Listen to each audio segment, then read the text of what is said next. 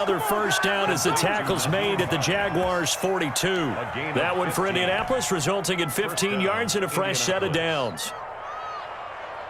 So in Jacksonville territory now. Here's a 1st and 10 at the 42-yard line.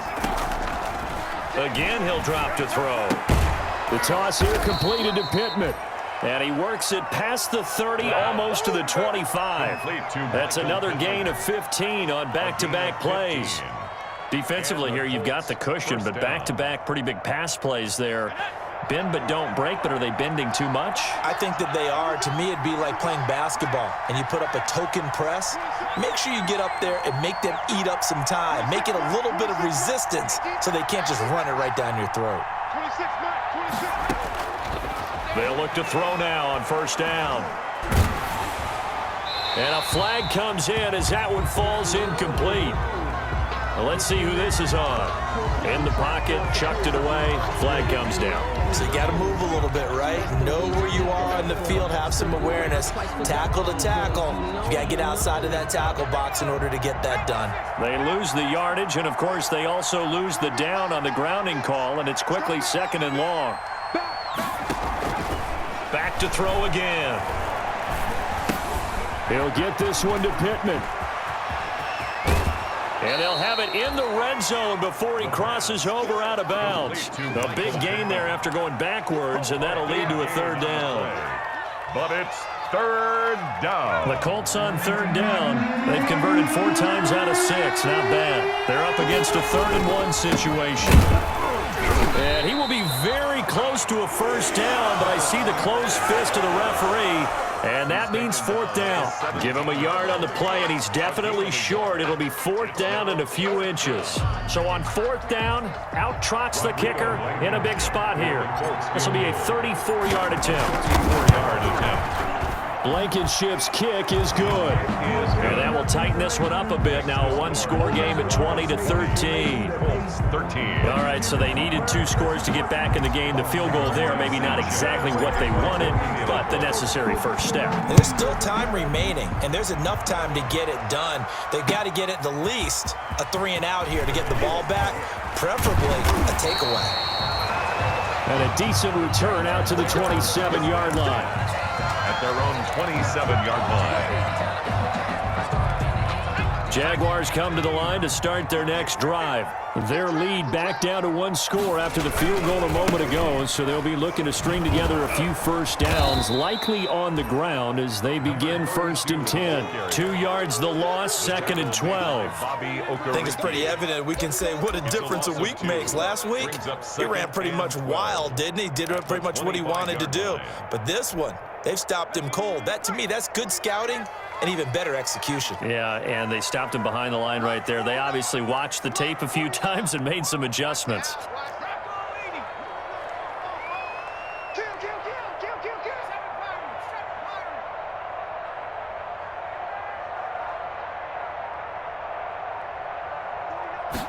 Here we go on 2nd and 12. Looking long for Westbrook.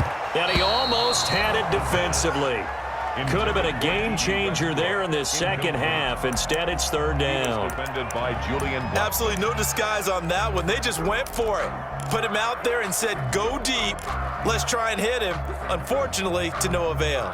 Possibly a turning point. Big play coming. This is 3rd and long.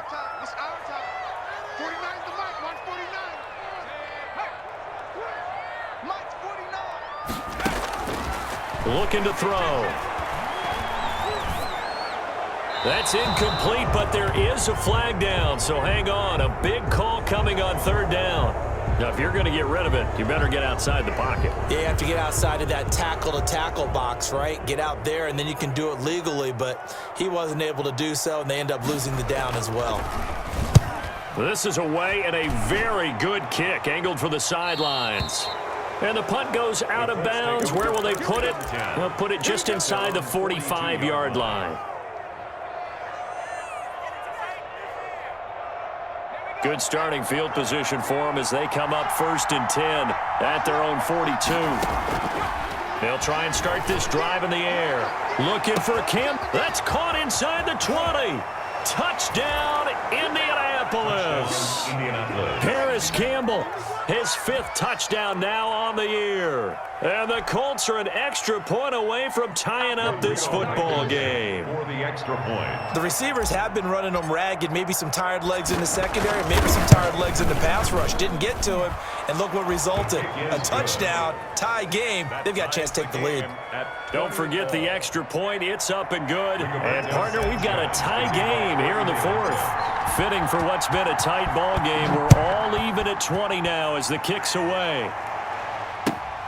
Taking it about the 1. And out a little across the 25 to the 27. First and 10 at their own 27-yard line.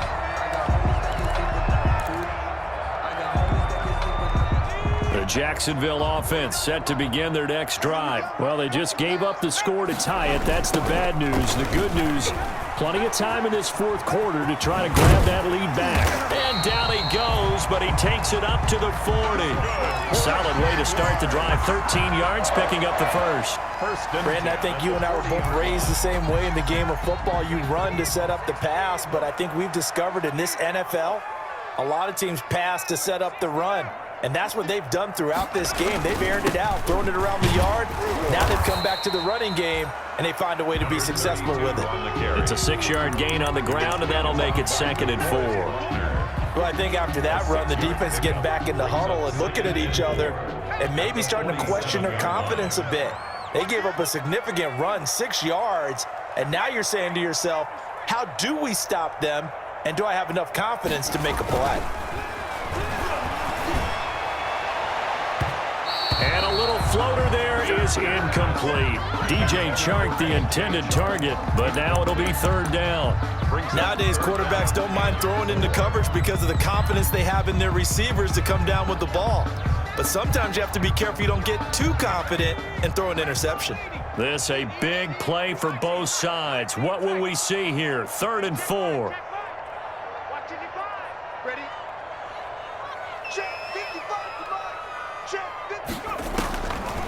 They'll look to throw here. Going down the middle, and it's complete. And they'll get him to the ground. He has another first down at the Colts 28. Excellent play there on 3rd down. Give him 25 yards.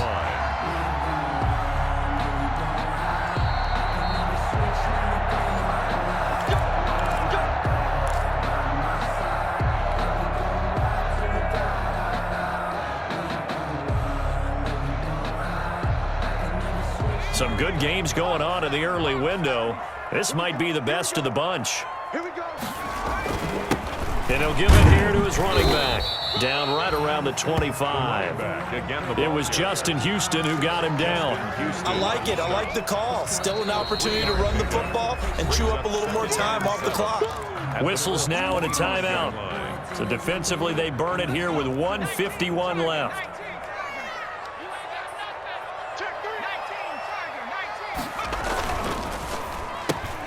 That's caught out wide by Stills. Give him 6 on the play, and that's going to make it 3rd down and less than a yard. Brings up that completion helps out in a nice way. Now they can take a little bit more time, but guess what? They've got to make sure on their throws that they see it open, not just anticipate it.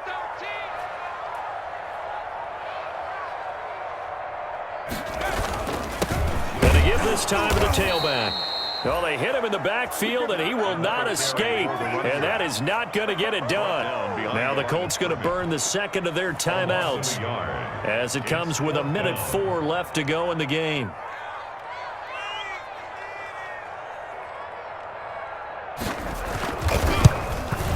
The kick by Lambeau is good. And the sideline celebrates as they have taken the lead in the final minute.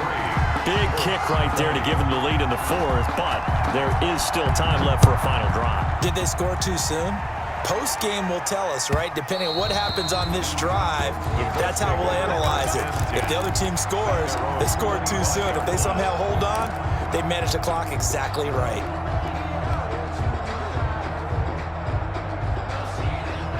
The Colts come to the line ready to start their next drive. They're only in need of a field goal, a decent amount of time on the clock. So Tell me if I'm wrong. You don't have to be too panicked here. No, not at all. I agree with you. And this is where your preparation and your confidence comes into play.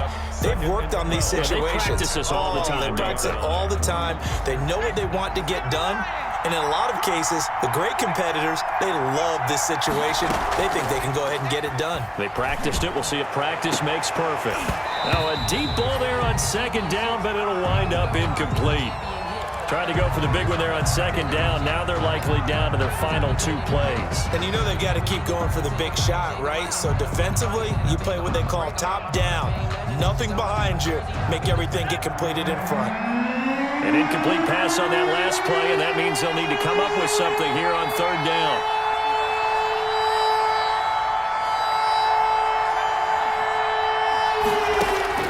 Back to throw. And they get him down, but not before he takes it across the 40-yard line. To Keenan Allen. Tell you what, he's been able to put the ball in some tight spots all game long. That throw, no different. Yeah, a lot of people would call it a gutsy type of a throw. I think he looks at it as, I can do it, so it's not that big of a deal to me, and I'm going to keep firing.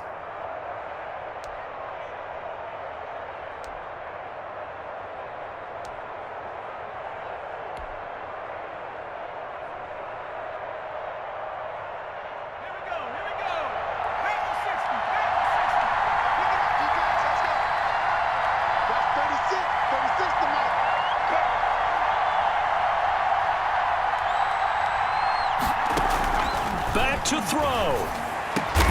Taken in by the tight end, Doyle. And they're well past midfield, just a yard or 2 shy of the 40.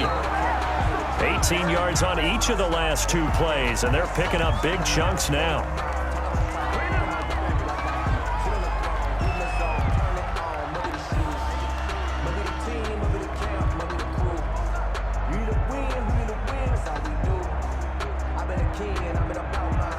Second and 10.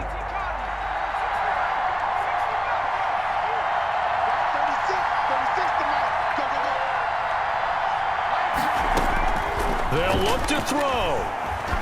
He's going to let it fly. That's going to be knocked away and incomplete. He was looking for Michael Pittman that time, and it's third down. It's third down and 10 yards to go.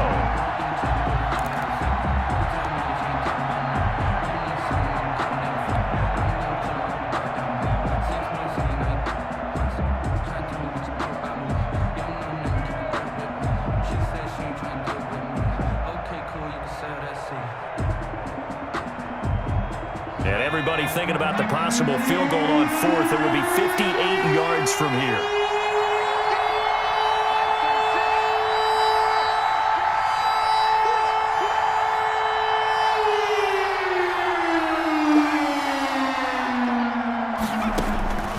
One final shot. They'll look to throw. And that is incomplete. 2 seconds left on the clock. Harris Campbell, incomplete. It's fourth down.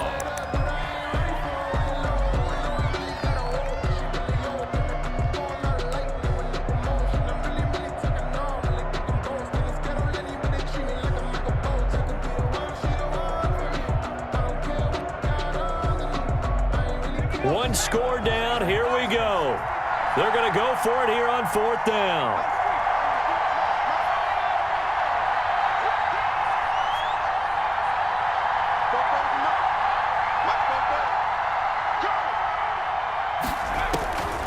He'll look to throw.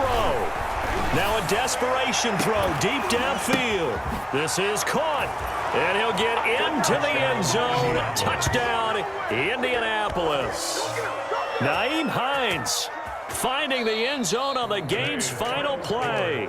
So this one winds up an Indianapolis victory. And it took a big fourth quarter to do it, but they were able to get the job done, and that's the bottom line.